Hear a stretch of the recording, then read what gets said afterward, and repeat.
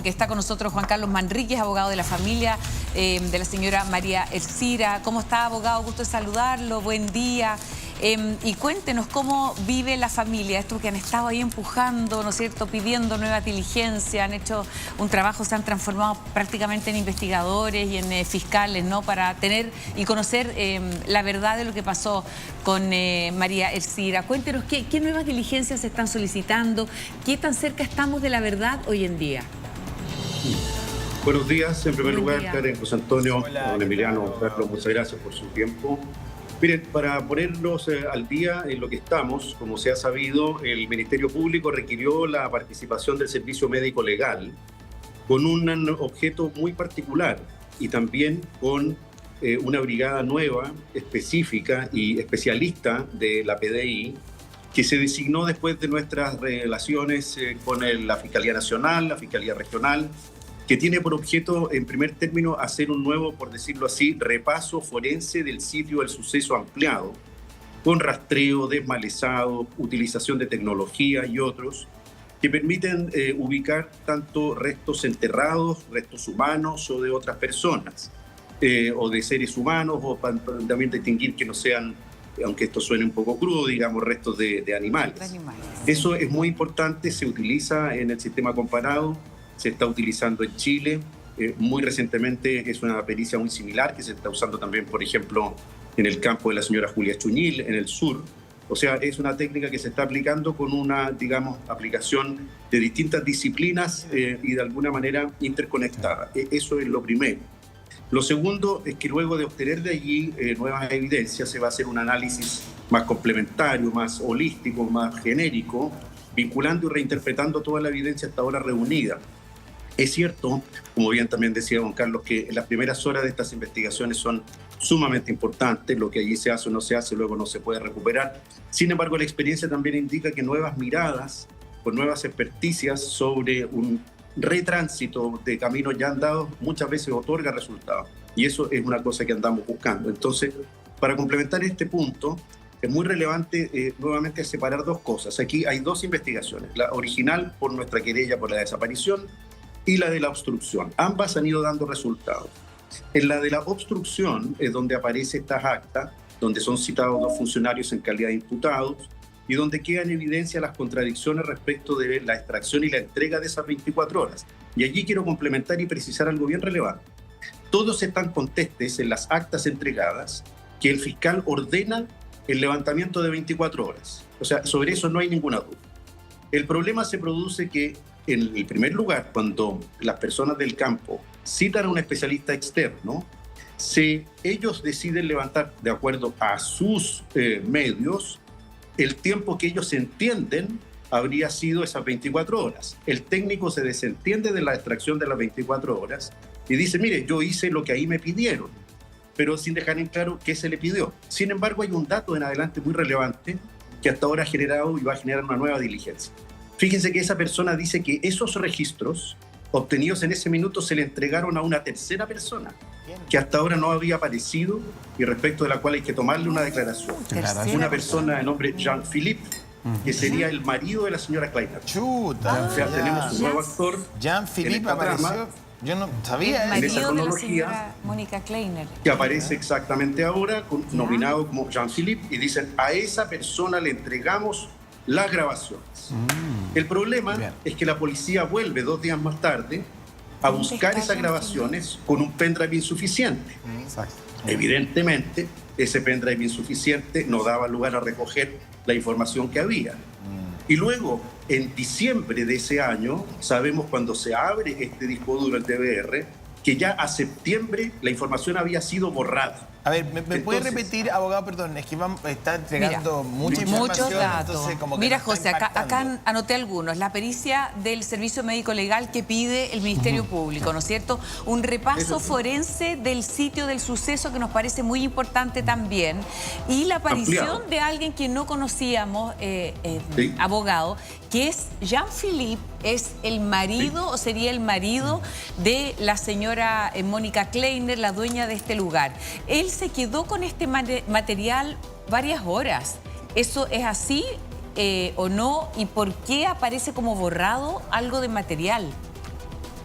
Bueno, hay un testigo que ¿Por qué él declara que esa custodia grabación eso? extraída, en ese minuto se le entrega a esta persona, que hasta ahora no había aparecido en la investigación. Por eso es importante repasar una y otra vez las diligencias y profundizarlas. Nosotros hemos solicitado que a esa persona se le tome declaración y se esclarezca qué recibió, en qué minuto y qué realmente logró quedar en su poder, que al día siguiente, como dijimos, y subsiguiente, la policía no retiró, sino que llegó más tarde con un sustrato insuficiente, digital, ¿no es cierto?, un pendrive. Y en definitiva, eso permite que cuando se abre esa información para análisis en diciembre, se envía a Temuco en marzo y en abril del año siguiente, o sea, el año recién pasado, vale decir el 25. Sabemos que a septiembre del 24 esa información estaba completamente borrada. Da cuenta, como bien dice Emiliano Arias, no solo de una grave negligencia, no solo de un error, sino que quedan tres cosas muy asentadas, clarísimo. El fiscal ordenó levantar 24 horas. Segundo, la familia pidió 24 horas. No llega la policía en ese minuto, llega un técnico externo, como se ha dicho, contratado por la familia del campo. Que venía al paraíso. Esa extracción queda en manos de un tercero, de este señor Jean-Philippe, respecto del cual no sabemos quién es, qué recibió y sobre el cual es indispensable tomarle declaración. ¿Está en Chile él? Y lo que es más importante, perdón, es que tal como ustedes dicen, la señora Kleiner está o en Estados Unidos o en Alemania, ambos países no tienen extradición con Chile, no ha prestado declaración, no ha ofertado una declaración, no ha, digamos, prestado ninguna aclaración sobre ese hecho, y tal como lo ha pedido la familia en reiteradas ocasiones, es sumamente importante que lo haga. Si ahora hay una agencia de comunicaciones funcionando, bueno, eso no es suficiente para obtener una versión de una persona a la que su propia defensa le atribuye la calidad de imputada para ejercer derechos procesales. Entonces, ¿qué quiere la familia? Que preste una versión coherente, completa, lógica, sujeta a análisis. Dar un segundito, Juan Carlos, porque aquí Carlos Collado quiere hacer un punto. Es que es harta la información que han entregado abogados. Buenos días. Primero, aclaremos un poquito respecto del trabajo del grupo de casos complejos del Servicio Médico Legal. Es un grupo que está específicamente orientado y multidisciplinario, orientado al trabajo de la antropología y la arqueología forense. Por lo tanto, ¿es importante un equipo de eso que trabaje en la investigación? Claro que es importante. ¿Cuándo es más importante? Cuando tú encuentras un lugar específico, un sitio de suceso, un lugar no cerrado, pero por lo menos un lugar donde se encuentre, por ejemplo, un cuerpo. Cuando uno encuentra las inmediaciones, el sector tan amplio, es difícil que puedan trabajar y encontrar alguna información específica. Si lo hacen, si encuentran a alguien en un sitio de suceso, sí, un arqueólogo, sí, un antropólogo puede trabajar específicamente en el lugar y puede entregar información importante. Ahora, las dudas que a mí me quedan respecto del sesión, porque hasta donde yo entiendo, cuando se pierde, ¿no es cierto?, la señora María Elcira, la misma administración del lugar pide la presencia de este especialista porque era la persona que había instalado las cámaras, porque ellos no tienen el conocimiento y la señora Kleiner manifiesta, yo no sé cómo meterme a ver las cámaras, cómo funciona, porque hay que tener un password que normalmente el admin 1234, que es como bien general para todos, pero solicitan la presencia dentro de las primeras horas de desaparecida. Por eso, cuando incluso se pide este refuerzo, mantener esta copia de los videos, se hacen dentro de las 24 horas. Te tenemos que interrumpir. Vamos con Roberto. Sí, muchachos, lo que pasa es que acaba de entrar al fondo Andreas Kleiner. Él es hermano de Mónica, él es parte de la familia, nos miró ahí, sonrió un poco. Yo con él he tenido una relación bien tensa en algún momento.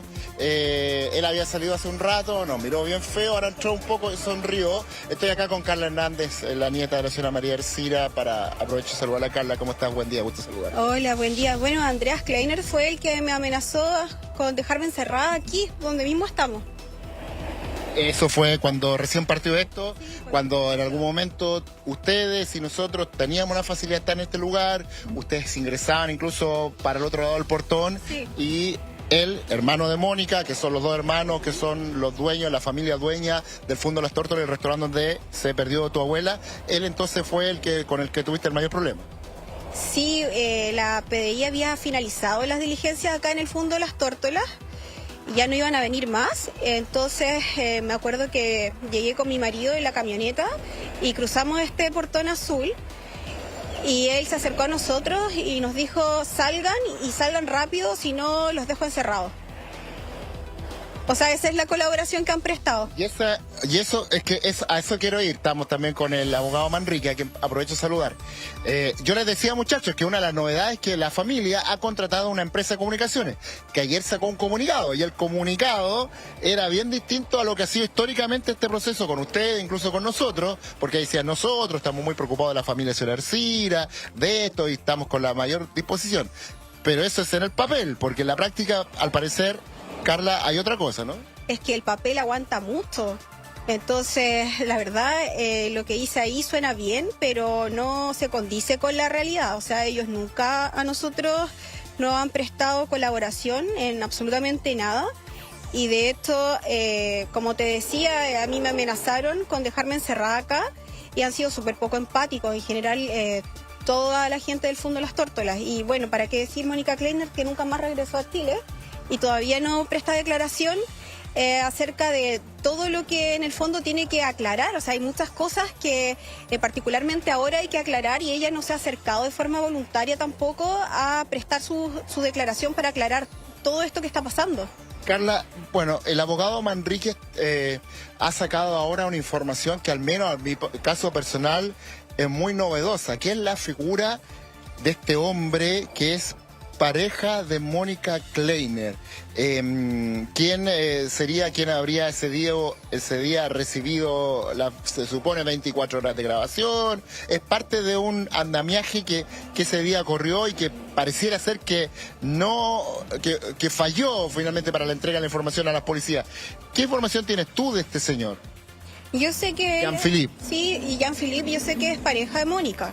Y lo que sé es que vive acá, no sé si en el fondo o los alrededores, pero sí... ¿Él no viajó con ella a Estados Unidos y Alemania? No. ¿Sigue acá? Sí, acá. Sí, esa es la información que tengo yo. Tampoco tengo más información. O sea, de hecho, esa información la debería tener la Fiscalía, pero entiendo que tampoco se ha solicitado. O sea, hay muchas cosas que la Fiscalía podría haber hecho y no la ha hecho. Por ejemplo... el tema de las cuentas, a nosotros nos abrieron el secreto bancario, nos investigaron absolutamente todo y acá no se sabe, por ejemplo, si el sueldo de los trabajadores ha variado, que también sería muy importante saberlo. O sea, ¿qué pasa si acá le están pagando más en el fondo por guardar un secreto? Que es lo que yo sospecho. Sería súper importante saber toda esta información, por último, para descartar, y no se ha hecho. ¿Cómo reciben ustedes como familia la información de que el fiscal de Limache ha pedido a una unidad especializada del Servicio Médico Legal que se apersone en este lugar nuevamente, que vuelvan las pesquisas acá al Fondo Las Tórtolas para una serie de pesquisas técnicas, un desmalezado, ver si hay algún rasgo de persona o de animal muerto para poder distinguirlo? ¿Cómo ven ustedes esa información? Mira, primero que todo yo creo que esto se da por la presión mediática que ha tenido el caso, porque ya han pasado casi 2 años y antes no se había hecho. ¿Y por qué no se había hecho? O sea, aquí en el fondo hace mucho tiempo que no se hacían diligencias. Entonces, por un lado eso, y bueno, yo creo que es súper importante que venga alguien de afuera, un equipo especializado, de alta complejidad, como es el Servicio Médico Legal. Es una unidad especializada del Servicio Médico Legal. Entonces yo creo que es súper bueno porque van a venir personas expertas a ver acá el sitio del suceso, a ver qué puede haber pasado. La solicitud está orientada a desmalezar. O sea, también hay zonas que seguramente son un poco más tupidas, hay más bosque quizás o más pasto, maleza, que sería importante despejar y a ver si se puede encontrar algo. Ahora, la pregunta es ¿por qué a 1 año 9 meses de la desaparición de tu abuela se hace eso y por qué no a las semanas después? Sí, totalmente. O sea, yo creo que se hace por ustedes, la verdad. O sea, porque ha habido presión mediática, porque la verdad es que el fiscal ha estado súper cerrado en su teoría desde el comienzo de que aquí no hay intervención de terceras personas, pero yo creo que hay que aplicar la lógica. O sea, si ella hubiese tenido acá un accidente en el fondo, la habríamos encontrado a los pocos días. Entonces, yo creo que acá, lamentablemente, algo le pasó a mi abuela y decidieron ocultarla. Entonces yo creo que el fiscal tiene que abrirse a esa teoría y descartar en el fondo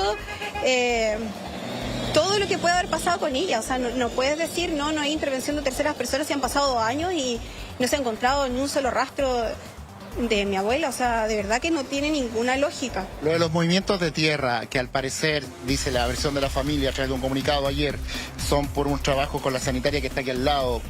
¿A ustedes les causaron inquietud? Justo en el lugar donde se aparece tu abuela, ahora se están haciendo movimientos de tierra con maquinaria. ¿Cómo lo tomaron eso? Sí, la verdad es que nos preocupa bastante porque yo creo que el sitio del suceso está ya más que alterado. O sea, imagínate que estén removiendo tierra, no sabemos para qué. En el fondo ya no confiamos en nadie, en nada. Ya. Vamos a ir con los muchachos Roberto, del estudio sí. porque el abogado Manrique tiene algo que decir. Sí, a mí me llama la atención, aprovecho de saludar nuevamente a Carla, ¿no? Mandarle un abrazo muy grande. Abogado, llama la atención como la diferencia de trato entre esta familia, que son las víctimas, ¿no? Han sufrido ahí la pérdida de su abuela, de su mamá. A diferencia de lo que pasa con la familia Kleiner, ¿no? O sea, como que aquí les abrieron las cuentas, les revisaron todo y por el otro lado vemos que recién comienza a avanzar. ¿Se le da la misma impresión, abogado? ¿Quién nos puede decir además de esta figura de Jean-Philippe? Bueno, y lo que le comentaba yo hace un ratito, ¿no? Que tan cerca estamos de saber efectivamente qué pasó con la señora María Elcira. Mire, la respuesta a la primera pregunta, Karen, de por qué esto se ha demorado y se está haciendo ahora, es simplemente porque si la familia no hubiera insistido con una nueva mirada, con diligencia, revisando continuamente la investigación y encontrando los indicios en esos espacios donde se va produciendo la nueva información, esto no habría llegado a donde está. Por tanto, entre lo bueno y lo malo, yo prefiero ver el lado más lleno del vaso, sí, y buscar que esto efectivamente sea producido, porque entre que algo ocurra y no ocurra, prefiero que ocurra aunque sea tarde. Mejor tarde que nunca. Así y es. Algo encontraremos aquí. Lo segundo es respecto a la diferencia de trato. Bueno, yo creo que eso es producto de una espera táctica, estratégica, para ver qué es lo que iba a ocurrir, de qué manera tomar alguna decisión. Las personas ya designaron abogados competentes en la causa, con bastante conocimiento del sistema, sabrán lo que pueden hacer y lo que tienen que hacer o no. Ellos darán sus decisiones tácticas según sus propias decisiones, pero evidentemente a estas alturas en que, incluso reitero, ellos mismos le han atribuido la calidad de imputada para ejercer derechos procesales, probablemente quizá buscando una salida rápida, un sobreseimiento o algo. Eso va a tener que pasar necesariamente por el escrutinio de la investigación, va a tener que generar una diligencia, va a tener que recibir una declaración y hacer otra para que esa investigación se agote. De lo contrario sería ilusorio. ¿Y, digamos, abogado, más se encima entregó? esperar un sobreseimiento express. ¿Y se entregó Entonces, o no se entregó toda esa cantidad de horas de imágenes? Bueno, ahí hay otro tema importante, que quiero precisarlo nuevamente. Cuando aparece la figura de Jean-Philippe, aparece la declaración del testigo, que es el mismo técnico que extrajo esos registros, y dice que él se los entrega a él y quedan en su poder. Cuestión que supimos solo hace poco cuando nos entregaron copia de la carpeta. Como bien dice Carla, efectivamente nosotros hemos requerido diligencia en ese sentido. Esa persona va a tener que declarar y decir qué hizo con ese contenido de información. Oiga, si lo abrió, abogado, lo alteró, queridísimo lo alteró. abogado, usted que yo le tengo mucho aprecio, usted lo sabe. Igualmente. Y a su, A él y a Bad y a su Bunny, familia fíjate. también, Sí, y a su sí, familia. sí. Y a su familia también tiene una hija muy talentosa. Oiga, ¿usted cree que aquí hay algo turbio? Porque yo soy más básico en mis preguntas, en verdad. Porque en este caso ya la verdad que me tiene el corazón apretado. Entonces yo le pregunto desde lo que probablemente se pregunta a la familia y el resto de la audiencia. ¿Usted cree que aquí hay algo oscuro, algo sórdido? Mire, José Antonio, yo creo que turbio quizá podría ser mucho, pero oscuro sí. Por eso estamos haciendo esta diligencia para que se esclarezca. Las investigaciones penales, y ahí hay dos personas muy capacitadas, don Emiliano Arias, don Carlos, que lo pueden decir, tienen por objeto encontrar la verdad, se decía hasta hace tiempo, ya no material ni procesal, pero eso ha variado. Porque O sea, el crimen la capacidad perfecto, abogado, es que el crimen profundizarla es para perfecto no eso. existe, porque uno asumiría que eso es propio del cine. O sea, a mí me pasa que es raro, yo no entiendo cómo este caso además, me mantuve en silencio durante mucho rato, así que ahora me van a dejar hablar. Yo no entiendo cómo esto todavía está radicado en Limache. O sea, lo primero que hubiera hecho yo es sacarlo de Limache. Así que hay cosas muy lógicas en este país que no ocurren porque Chile no funciona en su amplio espectro en relación a la lógica de las cosas. Que lo primero que Mire, yo hubiera hecho ante un caso que se está poniendo oscuro es sacarlo digamos, de la esfera judicial local, porque evidentemente no está funcionando, ¿me entiendes? Sí. Bueno, Mire, digámoslo así. La Fiscalía se abrió a hacer modificaciones como un primer paso. Yo no dudo de la buena fe del fiscal, ni de tampoco todo el esfuerzo que ha hecho, pero esto no sí se trata de coincido en fe, que los recursos son limitados. esto no se trata de fe, se trata de resultados. Sí. Y esto no está dando Los resultados. recursos son escasos. Y creo que el próximo paso nuestro va a ser insistir en que la Fiscalía haga lo que nos dijo en esa reunión que tuvimos en Santiago y modifique el equipo investigador probablemente en el mes de marzo. Nosotros vamos a insistir en eso, en una Fiscalía de alta complejidad. Claro. Efectivamente. Oiga, No sé si alguien me presta ropa en esta mesa. No, absolutamente. absolutamente. Sí, estamos de acuerdo con eso. Abogado, sabemos que tiene ahí un compromiso. Gracias, abogado. Así que queremos agradecerle, que esté muy bien.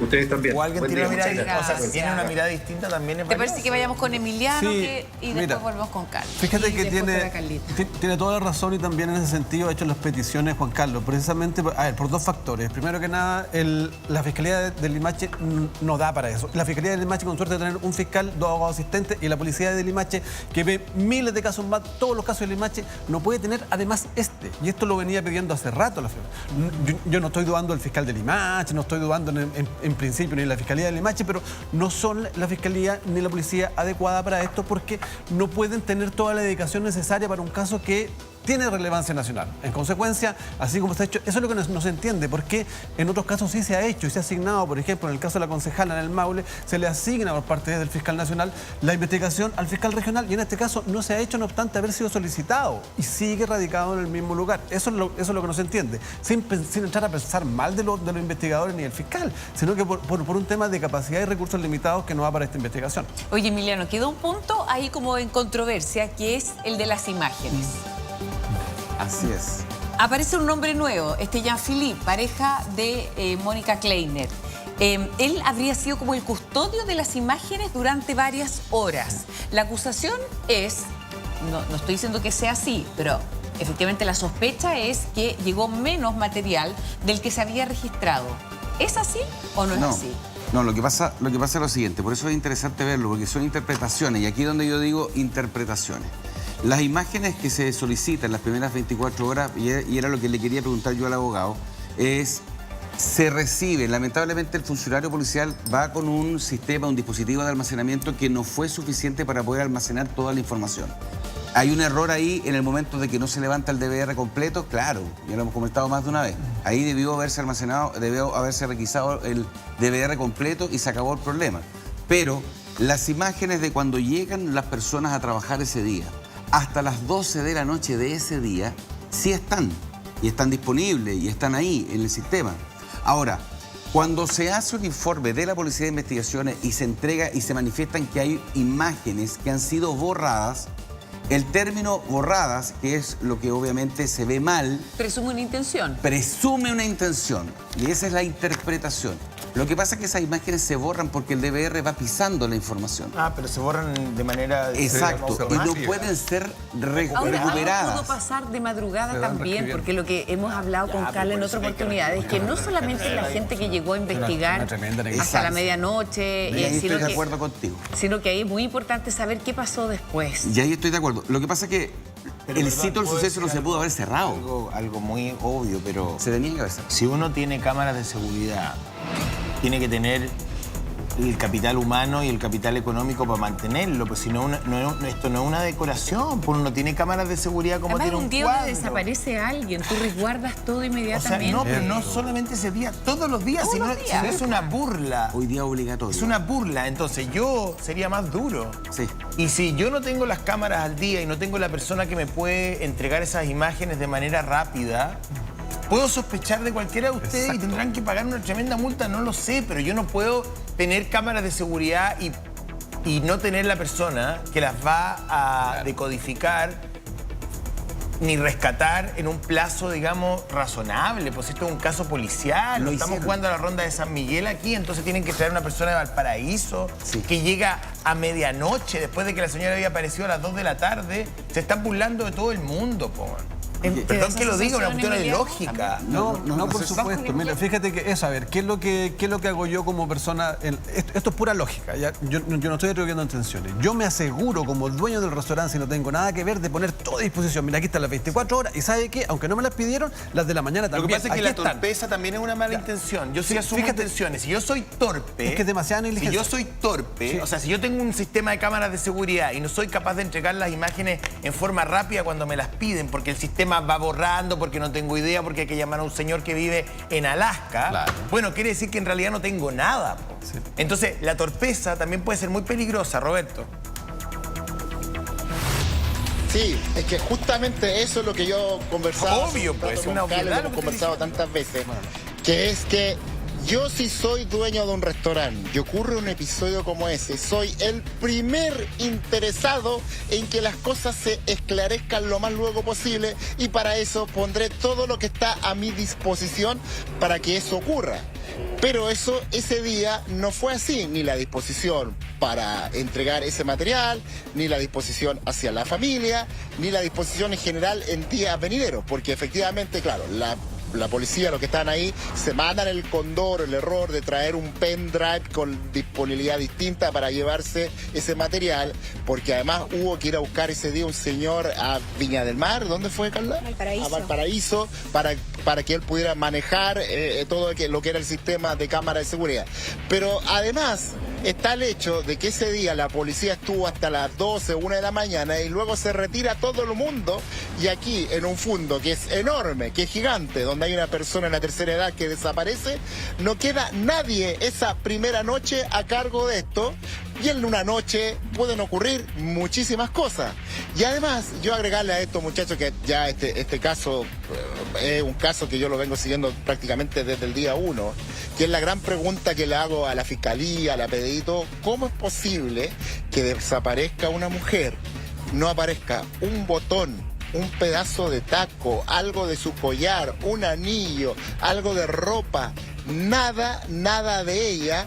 Ni un rastro, y lo otro, era el Día de la Madre, este restaurante estaba completamente lleno, su estacionamiento estaba colapsado, había gente por todos lados, afuera y adentro, y nadie vio nada. Eso es lo extraño, lo que hace que este caso sea un verdadero enigma. Y ahí, Carla, quería preguntarte, creo que la pregunta de José, que es bien de la guata, hay que reconocerlo, me parece que es válida. Lo turbio, lo oscuro que está rodeando este caso, y tú y tu familia han ido con el correr del tiempo avanzando hacia ciertas hipótesis que van marcando ya que esto no fue un accidente, que esto no fue lo que pensaba el fiscal, porque de haber ocurrido así, tu abuela hubiera aparecido en este lugar. ¿Cómo ves tú la pregunta de José Antonio? Sí, mira, yo creo que aquí pasó algo oscuro, turbio.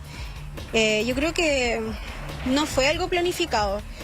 Yo adhiero a la teoría que tienen los peritos porque tampoco es algo que se me ocurrió solamente a mí. O sea, hay teorías acá de peritos. ¿Y por qué se dan estas teorías? Porque es extraño las mentiras de los trabajadores del fondo. Acá hay gente del fondo que ha mentido. O sea, si tú mientes es porque estás escondiendo algo. Si no tienes nada que esconder, no vas a mentir.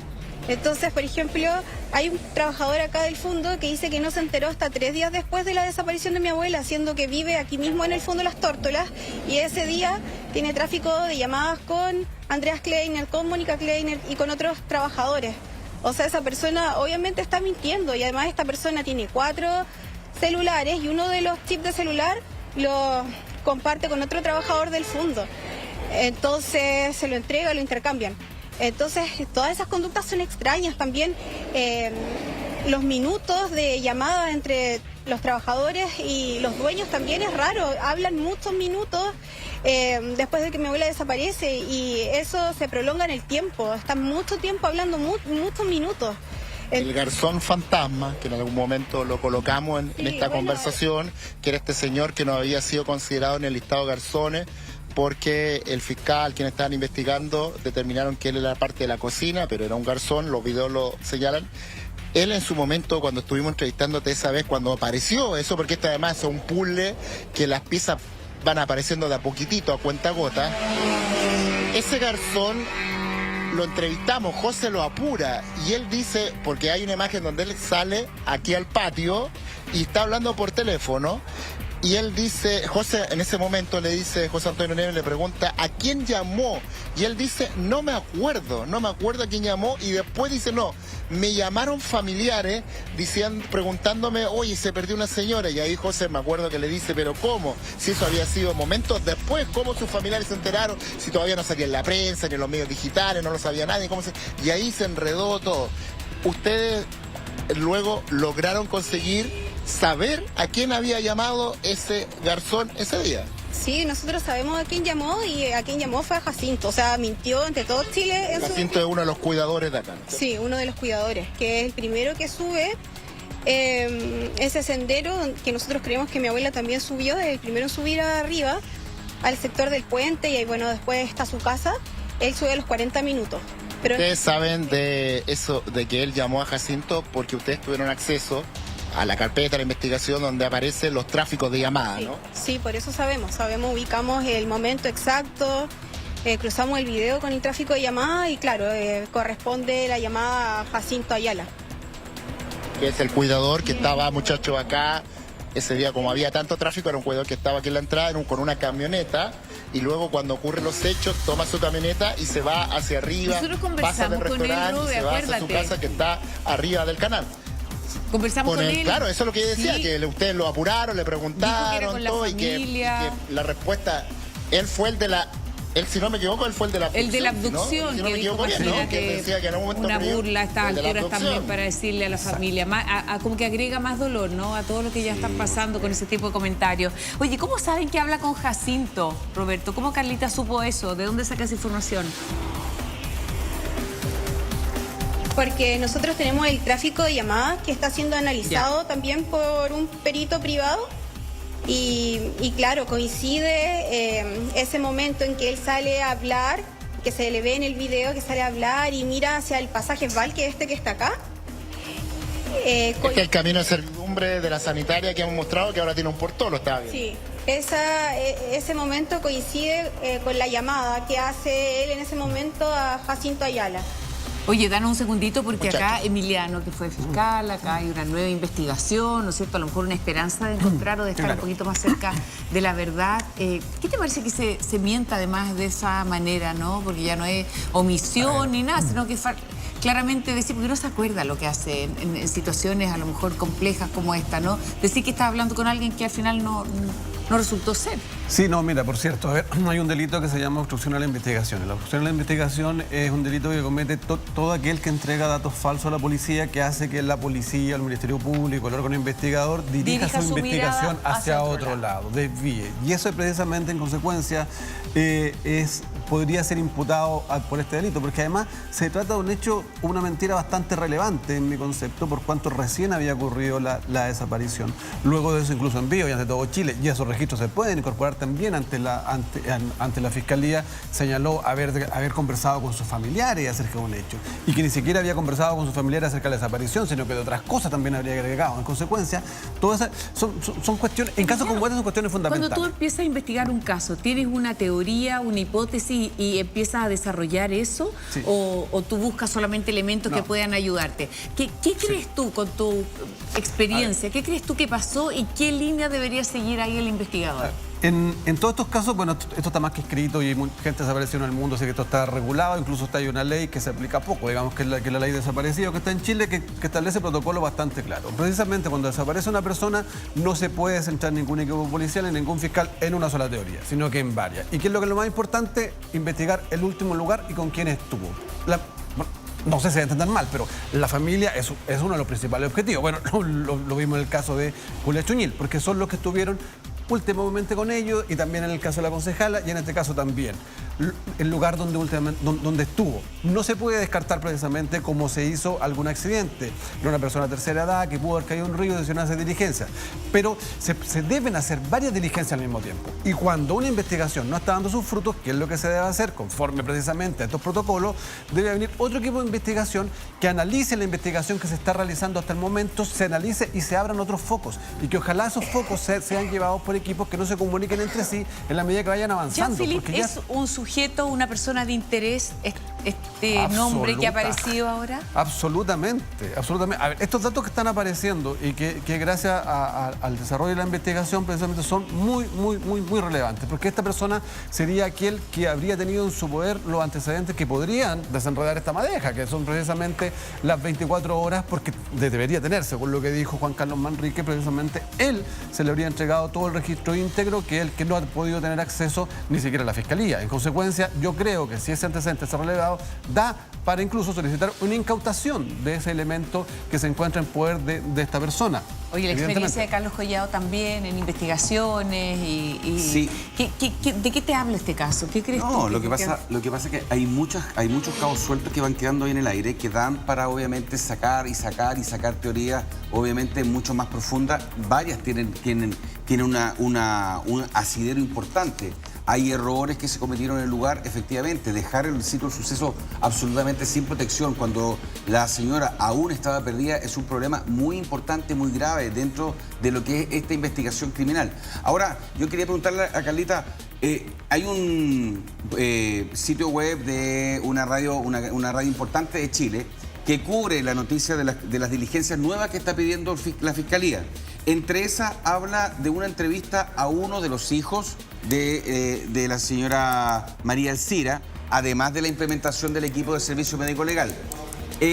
¿Podría corresponder a tu papá, Carla, y sus salidas del fondo en las horas de búsqueda en su vehículo? ¿Podría corresponder a eso? ¿Qué crees tú? No, quiero aclararlo porque yo hablé con mi papá y en el fondo lo que los comisarios de la PDI que vienen de Santiago querían precisar ciertas cosas, y entre las cosas que querían precisar, por ejemplo, está la hora exacta en que mi abuela se levanta de la mesa, porque la Vicrim Limited tenía solamente el video como reenviado, pero no tenía como la fuente del video, que es donde aparece la hora exacta, que incluso yo me la sé, son 3,9 minutos. Entonces ellos están repasando todo y van a tomar declaración nuevamente a todos quienes puedan tener alguna información relevante de lo que pasó ese día. Por ejemplo, también iban a ir a Chillán a tomarle declaración a la hermana de mi abuela, que es la última persona que habla con ella. Antes de salir de la casa, mi abuela habla con mi tía Marcela, con su hermana, y después se le quedó el teléfono en la casa. Entonces también están yendo en el fondo a la fuente y están repasando todo. Por eso yo tengo esperanza en este nuevo equipo de la PDI, que en el fondo entiendo que está apoyando porque la Vicrim no ha sido removida.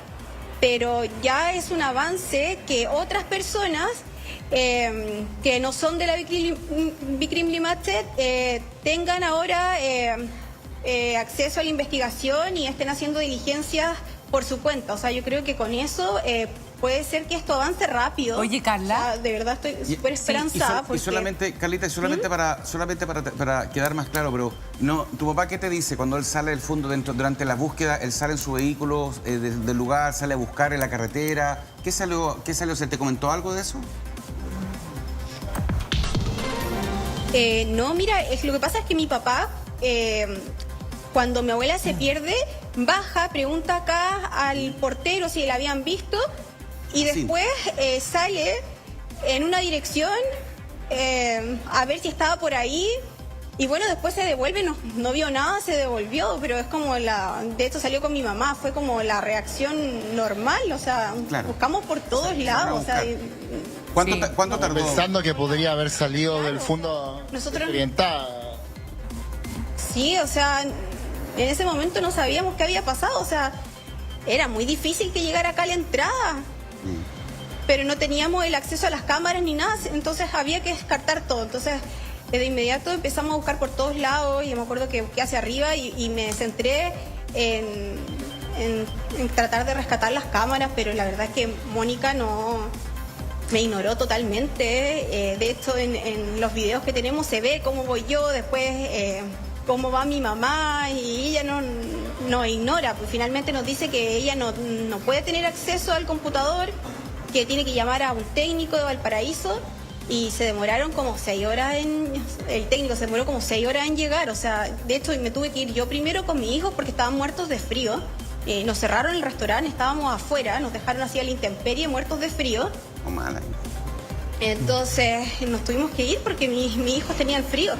Oye, Y obviamente me fui con el corazón apretado a la casa, mandé sí, ¿sabes qué pasa, Carla? Que una vez más, lo que uno a mi también marido aquí... también a la casa a buscar. Sí, bueno, acordarse de todo lo que pasó ya hace casi 2 años es tremendo y es tan doloroso.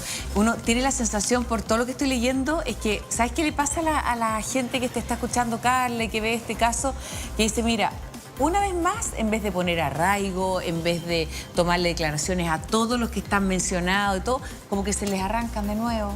O sea, alguien que puede ser de interés, no estoy culpando o inculpando a nadie, pero es como la sensación de que de nuevo cruzan la frontera y se van. Emiliano, este nombre que aparece ahora, Jean-Philippe, ¿cómo es posible que se haya pasado a alguien que puede tener información relevante sin inculparlo ni culpar a nadie, pero sí que puede aportar datos importantes a esta investigación? ¿Cómo se sabe ahora? Es que son hartas cosas que no pueden ser, digamos. Yo no puedo como policía ir a buscar con un pendrive toda la información de un DVR. De verdad que esto no es culpa, insisto, esto no pudo haber estado en Limache.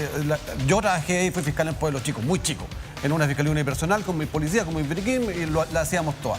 Pero este caso no era para eso, digamos. Ese error, que pudo haber sido un error, que pudo haber sido una negligencia grave, nos está llevando a todas estas sospechas que son graves y que se traducen en la imposibilidad quizás de esclarecer este caso. Y ahí tenemos otro, o sea, un sujeto al cual se le entregó esta evidencia. El señor Jean-Philippe. El señor Jean-Philippe. El único Jean-Philippe que sabíamos era de Cretón. Sí. Pero de este señor Jean-Philippe nunca supimos. Yo no sé cómo nos enteramos. Y que apareció a los 2 años después. O sea, raro, todo raro. El mayordomo fantasma o el señor que atendía la mesa fantasma, Que los mienta llamados, todo todo Chile. raro. Garzón. Todo raro. El garzón fantasma. Que decía que... Oye, José, Sí. y agregar una cosa más. Agregar una cosa más. Yo creo que también esto hay que mencionarlo. Hay que mencionarlo. El backlet. En las últimas veces que equipos periodísticos de Mega, de otros canales de televisión, hemos venido acá a este lugar, que hemos estado con Carla, otras veces sin Carla, han ocurrido cosas muy extrañas, muy extrañas. Por ejemplo, acá nosotros venimos en nuestro auto, tenemos nuestro equipo, nuestras cámaras, todo, y viene otro vehículo que maneja el dron. El dron, muchas veces trabajamos el dron. Una vez llegaron unos tipos y estaban intentando abrir el vehículo de la persona que maneja el dron. Eso ya es extraño. Otras veces han llegado vehículos y nos empiezan a sacar fotos a los periodistas, que puede ser interpretado de múltiples formas. Amedrentar, qué sé yo, para qué va a usar esa imagen, por qué nos sacan fotos a los periodistas. Claro, intimidante. Pasan vehículos que nos han insultado. Pasan vehículos de la nada, porque uno dice, bueno, uno está en May, está en otro lugar donde uno entiende que te agarran a chuchada. Pero acá, ¿por qué insultar a los medios de comunicación que están cubriendo esto? Extraño. Pasan vehículos con vidrios polarizados muy lentamente y se paran delante de donde estamos nosotros, se quedan un rato ahí y luego avanzan.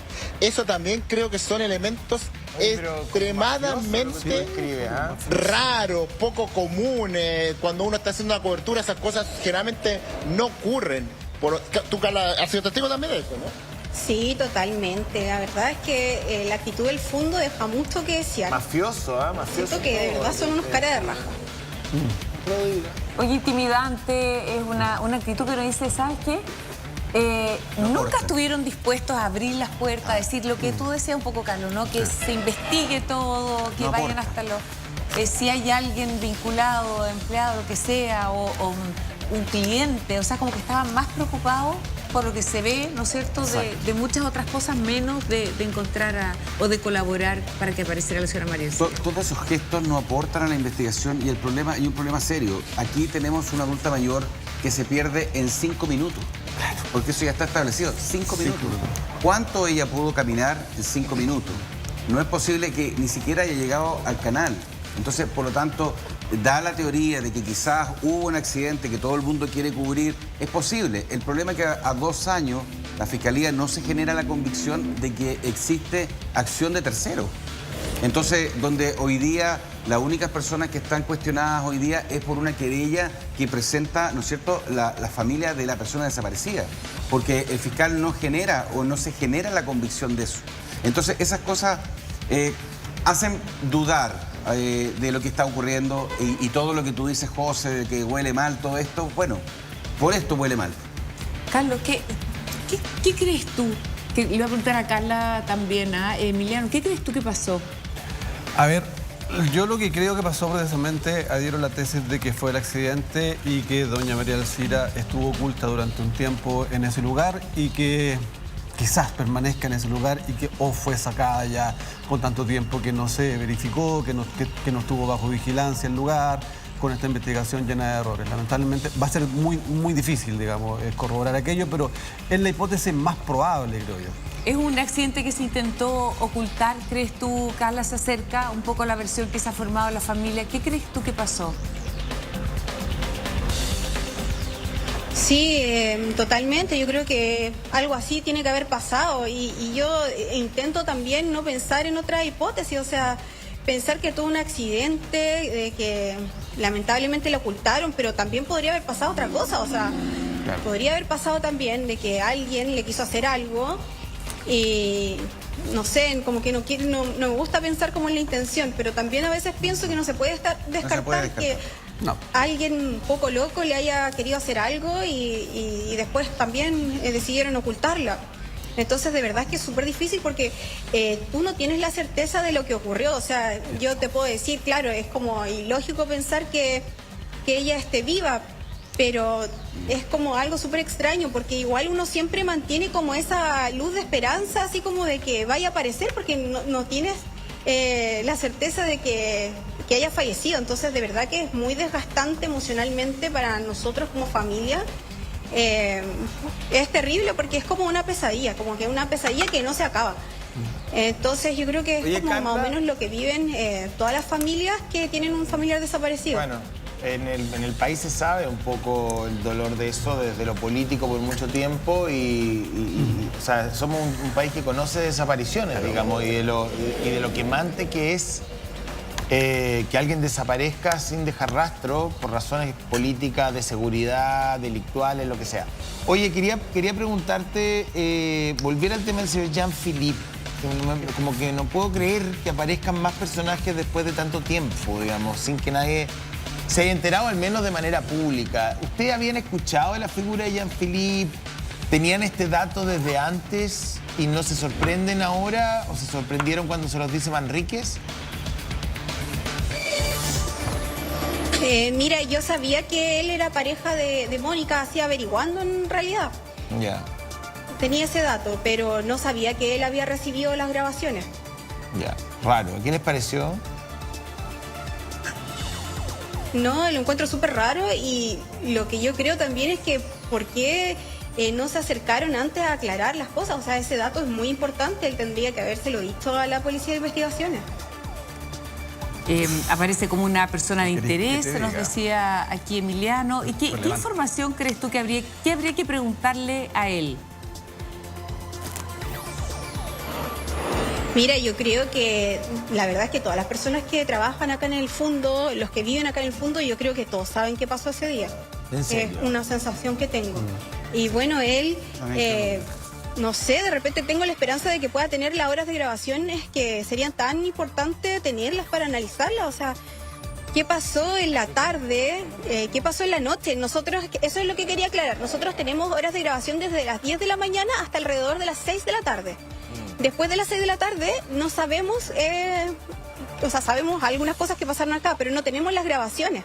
Entonces sería súper importante tener esas grabaciones. ¿Existen esas grabaciones para el fiscal, en la investigación, en la carpeta? ¿No están? No existen.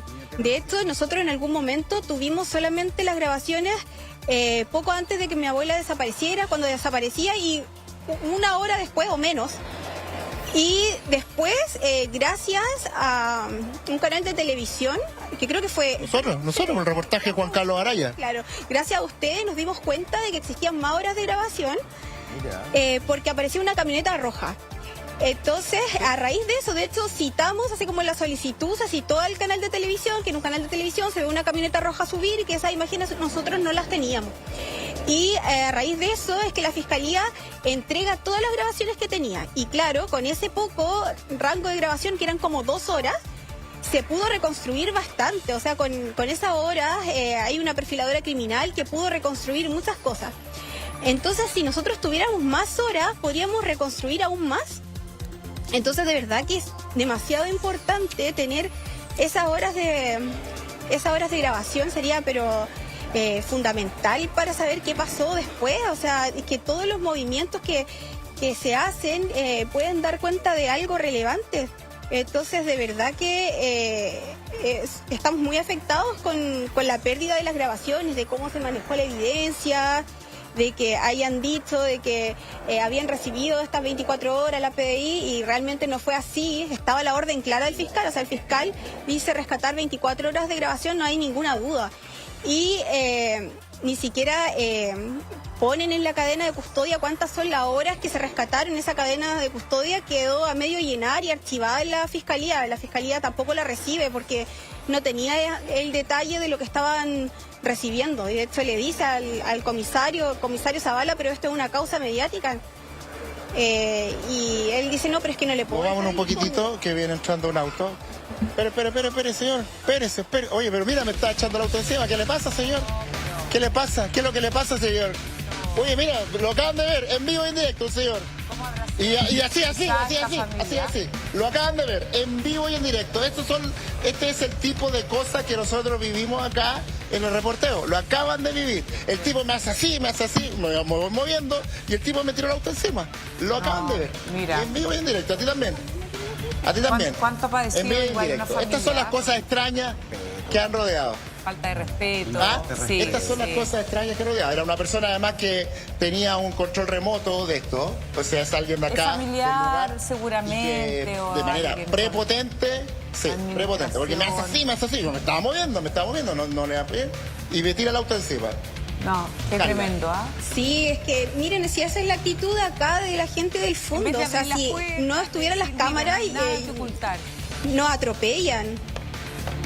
No, si ellos de verdad que han sido muy poco empáticos y hasta agresivos con nosotros. Y de verdad que a mí, Andreas, ese día que la PDI terminó de hacer diligencias, me amenazó con dejarme encerrada acá adentro. En el fondo fue un secuestro, pero obviamente si iba con esos antecedentes a la fiscalía no iban a hacer nada. Entonces, de verdad que el desgaste emocional de Carlita, todo esto ¿tú es conoces tremendo. a Jean-Philippe? ¿No habrá sido Jean-Philippe?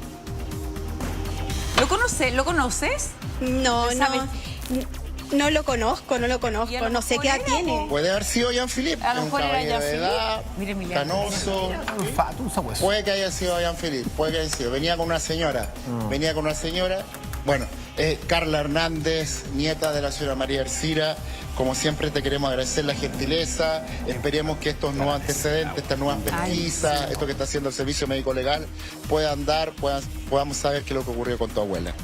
Muchas gracias, José Antonio, Karen, a todos los que están ahí en el estudio, porque de verdad sin ustedes estaríamos donde mismo. O sea, yo de verdad siento que estamos avanzando. Tengo una luz de esperanza, quizás soy muy ingenua, pero prefiero mantener la esperanza de encontrar a mi abuela.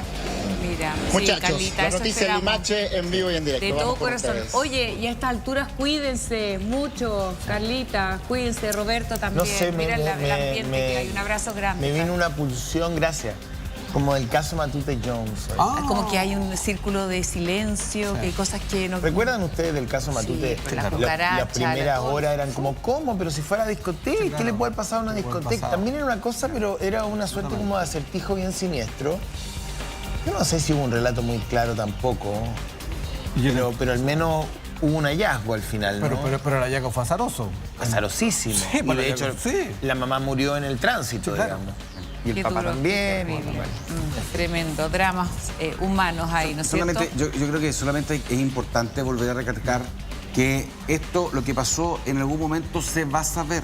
A las personas que están involucradas, a las personas que tienen algún grado de conocimiento, podrían verse involucrados, entreguen la información. Porque el primero que habla, el que se va a llevar las mejores visión de parte de la Fiscalía. Hay una delación compensada, hay harta actividad, lo dijimos en algún momento, porque esto en algún momento se va a saber y en ese momento ya no va a ser el tiempo para poder pedir algún tipo de excepción. Así es. Nuevamente gracias a Carla, Roberto, te esperamos aquí en el canal de Regreso y nosotros nos vamos